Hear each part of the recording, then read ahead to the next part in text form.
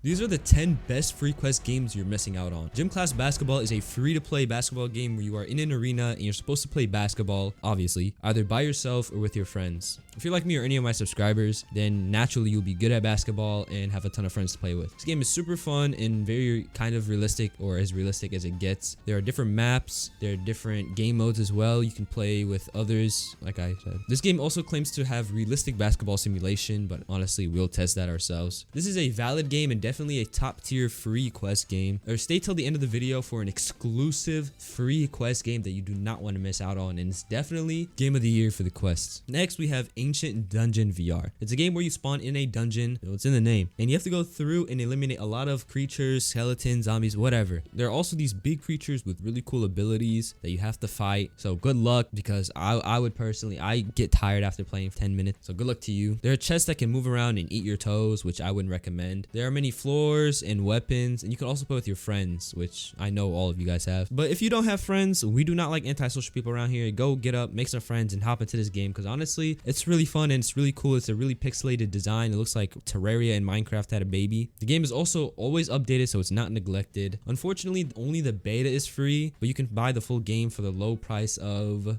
drumroll please, $20. Okay, I know $20 is kind of much for a pixelated game that you might play for a week, but I still highly recommend you try out the free version before you spend some cash and beg your parents for 20 bucks. But this next game is for those who want to have a thrill. vSpeedway is a driving game where you race against robots that are most likely better than you, and I know that because I've never holy crap, I have never won a race in this game in my entire life. In this game, you have to physically control your car using your hands for the steering wheel and then your other hand for the shifter to go in reverse or different gears. There are different modes like easy, hard, medium, obviously. When I played, there was only one map to play on. You're kind of stuck on there. It's also kind of hard to steer the car. I prefer to have a controller, but that's the fun of it. You have to physically control your car. After a while, your hands will get tired just holding it up and floating in the air. You probably look stupid. Your parent will walk in and be like, what the heck are you doing? Holding your arm up playing a game, dummy. But you tell them that you're really just the best driver of all time. Speaking of which, this next game is fun and I recommend it to everybody and anyone who loves movement shooters. HiBow is a battle royale game like Fortnite where you have to be the last man standing. You have a bow and arrow, which is in HiBow, and you use that to move around and eliminate people on the battlefield. If you're a sub of mine, I already know that you guys are locked in and can easily just defeat anybody else. But if not, then this game is kind of difficult at first when you pick it up. When I played the game back in the day, there was no battle royale mode. Now they have heroes with different abilities, different levels to play on, and this is not what was available when I played it in 1947. This game will continue to receive updates and it's honestly really cool. Alright guys, update, there was a battle royale mode. I just didn't know how to get to it because I was a little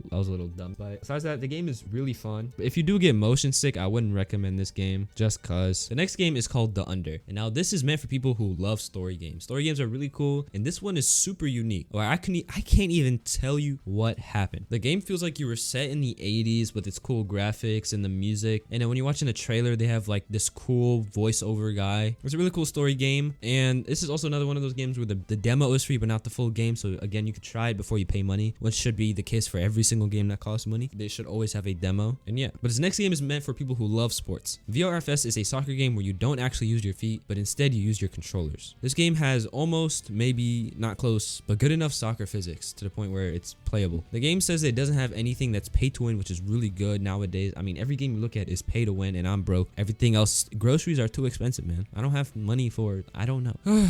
The only thing that costs money are cool equipment that you can find in the store, and that's pretty much it. The graphics are pretty awful, but it's a VR game on the Quest that wasn't made by a big company, which is fine, I guess. But besides that, this game takes the almost impossible job of playing a soccer game, a game that requires your legs, into VR, which is really crazy for them to take on such a task. And I think they did a pretty decent job on it. So I recommend you check out this game, and if you really do like it, support it and buy something from the store, because they have taken the initiative of making this game not free to win, not pay to win, letting you buy equipment that makes you better than everybody else. Like, that doesn't exist. You got to get better on your own. But obviously, I've said this a million times over, if you're a follower, if you're a supporter of mine, I guarantee you already have the natural instincts of messy. The next game is a silly game called Penguin Paradise. It's a game like Gorilla Tag with the physics where you have no legs and you just have your arms to move. You can race down a giant mountain with skis. You can hunt other penguins as a yeti or be the one hunted. But, you know, I would never let myself get hunted, nor with my homies. When I say my homies, I mean you guys. There are different game modes like survival survival where you try to survive with your friends in a dark area with, you know, it's just you and your homie and you gotta survive. There's open world. There's sled races where where 1 and 3 of your other friends can race. And Yeti, where someone is a Yeti trying to catch all of the penguins. And there's also Penguin Royale, which is like Fortnite, like a last man standing type of thing. And honestly, this game is pretty cool and unique. I've never seen anything like it before. But this next game is for people who love horror like me. Polar Dreads is a Five Nights at Freddy's copy, even though it doesn't say that. It tries not to say that, but we know it is. And it's where you are at some pizza place or arcade. I don't know where the heck you guys are at, but it doesn't really matter. And pretty much you are playing Five Nights at Freddy's. You gotta make sure the animatronics do not catch you. You hiding forever, Ricky. When I catch you, Ricky. When I catch you, Ricky. When I catch you, Ricky. Don't let them catch you. You can hide under the desk from a fake Freddy. You can throw objects. You can close doors and vents and all the regular things you can do in Five Nights at Freddy's plus more. If you were to ask me what the best thing to do in this game, it's to not go to the actual arcade to begin with. But I recommend you try this game out. I'm not going to because I hate horror games, as you can see. Where did you come from?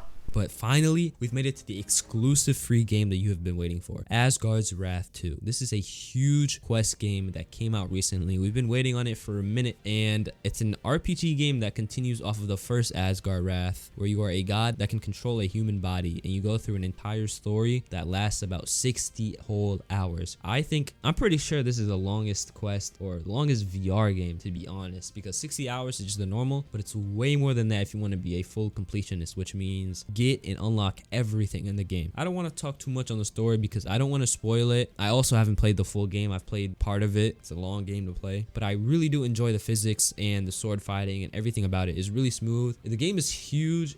Your quest 3 is going to get hot. Mine does get hot. The game also takes up a lot of storage. The game is about 25 gigabytes from what I have seen, and it's pretty much a huge game, so you have to delete everything you own if you have a quest 2, like the original 64 gigabyte. But if you have a quest 3, it'll perfectly fine. It'll install. It's super cool, but there's only one problem. This game is free if you pre-order the quest 3 like I did, or if you buy one right now. But since it was Christmas, I know a lot of your parents bought you the latest and greatest quest 3. I know most of you guys got quest 2s, but a lot of you guys got a quest 3, which means that you also got Asgard's Wrath 2. You probably don't even know it. If you guys enjoyed this video, let me know. If you want to see another video from me, bye.